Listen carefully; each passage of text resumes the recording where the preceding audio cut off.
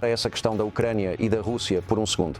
A maioria das pessoas, ao analisar isso de fora, é assim que elas pensam, quase todo mundo. É um pensamento quase universal sobre como isso termina. Vai haver algumas trocas de território, haverá mais território russo do que havia antes. E o que a Ucrânia quer e precisa desesperadamente são nossas medidas de segurança que não estarão relacionadas à OTAN. Se você tivesse que olhar em sua bola de cristal, é assim que termina? Bem, acho que esses são pontos que nós negociamos e são pontos com os quais, em grande parte, concordamos. Na verdade, acho que concordamos em muita coisa. E posso te dizer que a reunião foi muito calorosa. Você sabe, né, ele é um cara forte, durão e tudo mais, mas a reunião foi muito calorosa entre dois países muito importantes. E é muito bom quando eles se dão bem. Acho que estamos bem próximos de um acordo agora. Olha, a Ucrânia tem que concordar com isso. Talvez eles digam não, porque Biden distribuiu dinheiro como se fosse doce e a Europa também deu muito dinheiro para eles. Você sabe, nós demos a eles 350 bilhões de dólares. A Europa deu muito menos, mas ainda assim foi muito, 100 bilhões de dólares. Qual seria o seu conselho com base no que você viu hoje quando falar com Volodymyr Zelensky? Qual é o seu conselho para fazer um acordo? Feche o acordo. Tem que fechar um acordo. Sim, veja, a Rússia é uma potência muito grande e eles não são. Eles são grandes soldados e têm grandes... Mas você sabe, eles também tinham o melhor equipamento. Sabe, eles tinham nosso equipamento. E eu dei-lhes dardos. Se você se lembra, no meu primeiro mandato, na verdade, foi uma declaração que fiz com dardos. Vocês se lembram da declaração que fiz aos dardos e Obama cedeu. Como era Obama naquela época, Obama deu-lhes lençóis. E isso é verdade. Eu dei dardos. E muitos tanques foram destruídos por causa dos dardos. Os dardos, armas incríveis. É um tanque. Sabe, você olha para esse tanque grande e poderoso, ele acaba virando uma bola de metal caída no chão, queimando. Nunca vi nada parecido. Temos o melhor equipamento militar do mundo, mas eles tiveram coragem na luta. E você sabe, eles estão lutando contra uma grande máquina de guerra e nós, eu acho, estamos perto de um acordo. Mas eu venci. Eu não gosto de dizer isso. Eu sempre digo que se estou realmente perto, digo 50-50, porque tantas coisas podem acontecer. Mas eu acho que o presidente Putin gostaria de resolver o problema. E foi um problema que nunca deveria ter acontecido. Isso foi uma guerra. Todas aquelas famílias que perderam alguém. E eu tenho um livro com milhares de pessoas. Eles me apresentaram esse livro hoje. Milhares de pessoas, prisioneiros que serão libertados. Nós temos 1.000. Mais de 1.000 prisioneiros concordaram em... Bem, eles têm que aceitá-los. Você sabe, eles vão libertá-los. Eles têm que aceitá-los. Eu tenho um livro de cada pá. É tão triste de ver. E então você tem outro livro de pessoas que estão mortas e há corpos espalhados por toda parte. Milhares deles que eles querem trocar entre os dois países. E você viu as fotos? Eu vi fotos dos mortos, sim. De alguns dos mortos, mas eu vi fotos de mais de 1.000 pessoas que são prisioneiras. Sim. Hoje, deixa-me te perguntar que nós podemos recuperar. Então você está cortando a principal fonte de energia da Rússia, uma das principais fontes de renda, que é a energia. Você faz esse acordo com a União Europeia. Você diz para a Índia, se continuarem importando petróleo da Rússia, vamos colocar uma taxa de 50% sobre vocês. O outro grande importador seria a China. Pelo que entendi, você já teve conversas com o presidente Xi, alguma conversa sobre Rússia, Ucrânia? Então Biden fez algo que era impensável. Ele foi. E o Obama também. Eu parei isso. Então, você sabe, aconteceu uma tragédia. Na verdade, foi uma tragédia. A eleição foi uma tragédia. Mas ele fez algo que era impensável. Ele aproximou a China e a Rússia. Isso definitivamente não é bom para o cenário global e é uma situação preocupante. Se você for apenas um estudante básico de história, é a única coisa que você não queria fazer porque eles são basicamente inimigos naturais. A Rússia tem enormes quantidades de terra, a China tem enormes quantidades de pessoas e a China precisa da terra da Rússia. Mas por pura estupidez eles foram aproximados. E sabe de uma coisa? É isso mesmo. Eu não sei se vai continuar assim porque realmente existe, você sabe, uma fricção natural ali.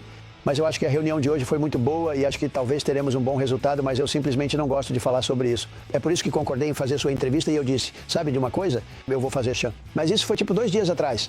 Eu não fazia ideia. Eu disse, Sean, você vai me perguntar sobre o que basicamente fazemos? Dizer na TV Nacional, me arrependo de ter dito sim para isso. Eu não deveria ter feito isso, mas tudo bem.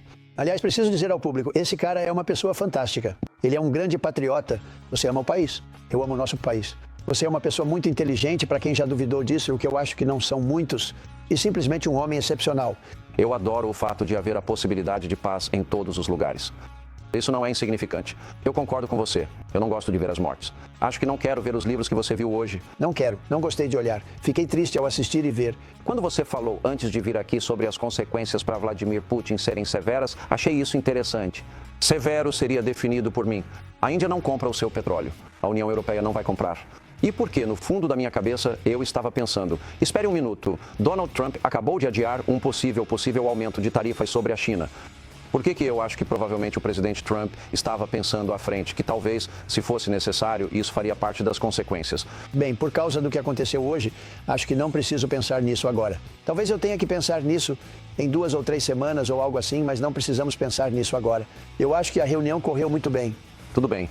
Você já pensou que Hillary Clinton, a autora do dossiê de desinformação de Ball e pago pela Rússia, a autora da farsa Rússia, que está sendo divulgada hoje, estaria dizendo que a indicaria para o Prêmio Nobel da Paz? Acho que você nunca imaginou que isso aconteceria. Bom, você sabe, eu não quero me envolver nisso de certa forma, não por causa dela. Seria muito legal se ela dissesse isso. É muito legal. Eu também realmente aprecio isso. Mas ela tentou arruinar sua vida e de muitas maneiras ela arruinou 3 anos de sua vida. Bem, ela me fez mais forte e resistente e você sabe, nós conseguimos. Você é muito mais indulgente do que eu. Bem, foi um capítulo triste na história do nosso país, eu diria isso. Olha, você não pode governar um país desse jeito. Você sabe, Vladimir Putin disse algo, né? Uma das coisas mais interessantes. Ele disse que sua eleição foi fraudada porque vocês têm votação por correio. Ele disse, votação por correio em toda a eleição. Ele disse, nenhum país tem votação por correio. É impossível votação por correio e eleições honestas. Ele me disse isso. Foi interessante porque conversamos sobre 2020. Ele disse, você ganhou a eleição por uma margem tão grande. Ele disse, se você tivesse vencido, não teríamos tido guerra. Você teria milhões de pessoas vivas agora em vez de mortas. E ele disse, você perdeu por causa da votação por correio. Foi uma eleição fraudada. Mas a votação por correio beneficia os políticos. Acho que vou transformar isso em algo grande. Eu sei que a resposta é que Jimmy Carter, anos atrás, junto com Scoop Jackson e outros, eles tinham um comitê, pessoas respeitadas, um bom comitê. Jimmy Carter, cara legal, sabe? Ele é um bom homem. E a conclusão foi que não se pode ter votação por correio. Nós temos votação por correio. É tão desonesto. Eles enviam coisas. Algumas pessoas recebem 7 cédulas. Olhe para a Califórnia com um governador horrível. Eles têm um dos piores governadores da história. Ele é incompetente, não sabe o que está fazendo. Eles enviam cerca de 38 milhões de cédulas. Algumas pessoas recebem 5, 6, 7. Mas Vladimir Putin, cara esperto, disse que você não pode ter uma eleição honesta com votação por correio. E ele disse que não há um país no mundo que use isso agora. Eu adoraria ver uma reforma eleitoral. Nós temos que fazer isso. Eu não sei por que não estamos fazendo isso. Eu gostaria, se você trouxer o assunto, os democratas votam. Olha, os republicanos querem, mas não com força suficiente. Quero dizer, eles têm que querer com força porque não pode ser honesto. Passa por um carteiro, passa por outra pessoa. Alguém mais, alguém.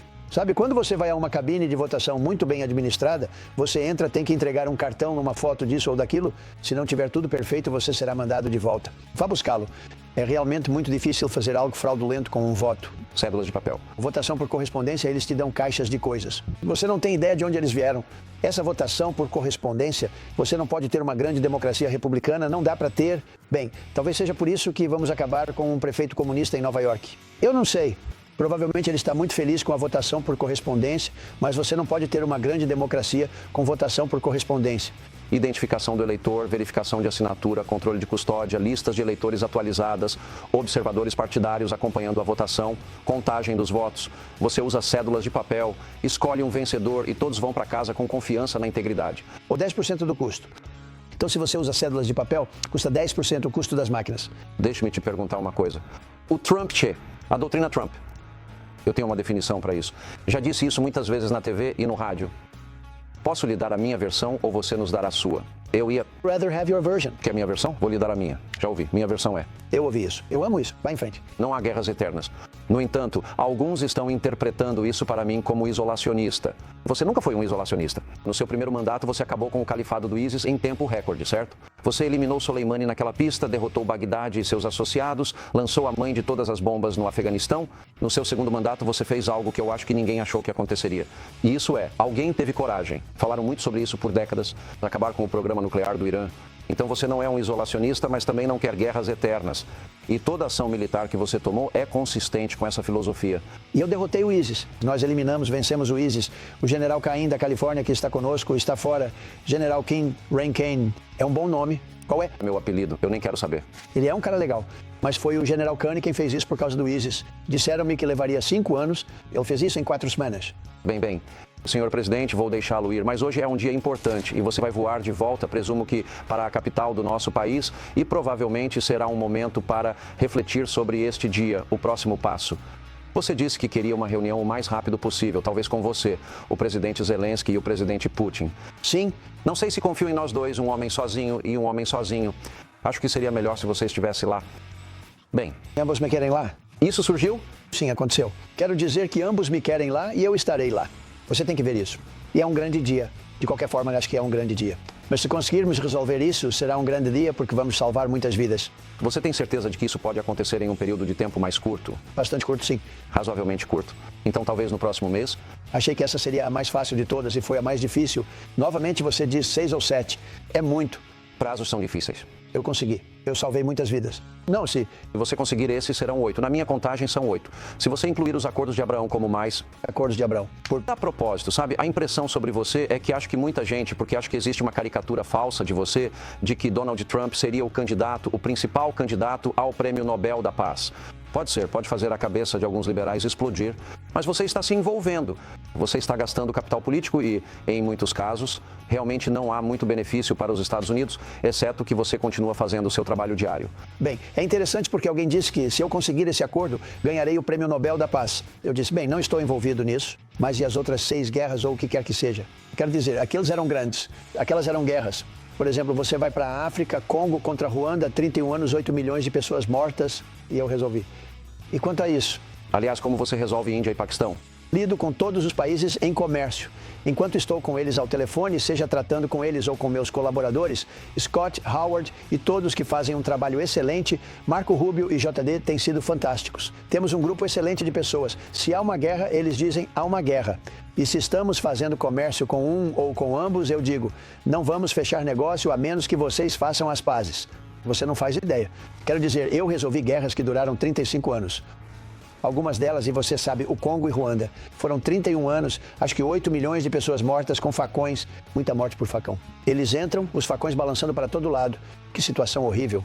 E nós conseguimos resolver. Senhor presidente, eu sei que o senhor pode ter passado mais tempo. Nunca fiz uma entrevista com alguém que dissesse, me arrependo de estar aqui fazendo a entrevista. Se quiser, pode levar uma sacola. Bem, você disse 10 minutos e me manteve aqui um pouco mais do que isso. Senhor presidente, nós conseguimos. É um dia histórico e eu sei que os americanos, eu não acho que isso transcende ideologia política. Acho que a maioria das pessoas entende que a morte, o sofrimento, a guerra, se isso parar, é algo ótimo para todos. Desejo todo o sucesso na sua missão e obrigado por dedicar um tempo para conversar conosco.